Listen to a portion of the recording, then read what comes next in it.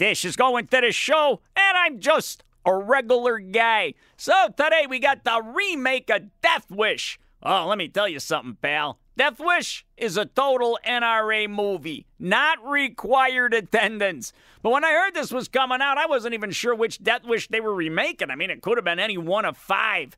Charles Bronson, he made these movies for 20 years. And by the time of Death Wish 5, Paul Kersey, the everyman architect, was blowing away drug cartels with rocket launchers. So, well, of course they remade the original one, the one that came out in 1974, the one when Bronson walked the streets of New York dealing out vigilante justice to muggers, thieves, and hippie freaks after his wife and daughter got mercilessly attacked in their home by Jeff Goldblum.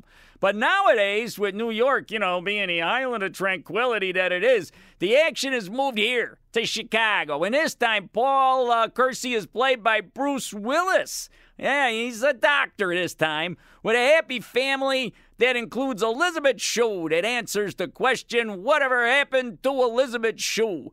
Well, if you know the story of the movie, though, you know exactly what happens to her in this. She and her daughter get mercilessly attacked in their home. So Kersey gets frustrated the same way Frances McDormand does in Tree Billboards.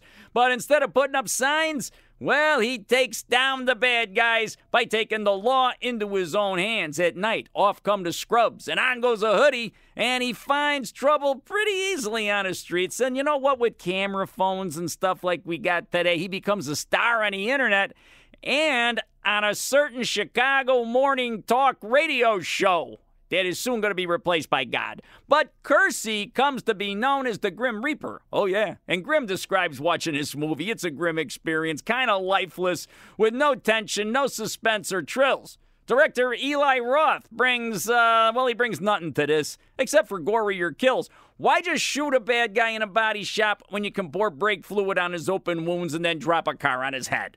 Pretty much what you'd expect from the director of both Hostel movies.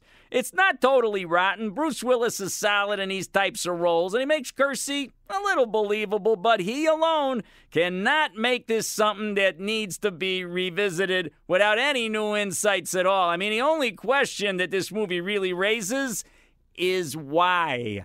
Death Wish. Now, you want to hear some of my other reviews? Those are at 93xrt.com, and I'm just a regular guy on 93xrt, Chicago's finest rock.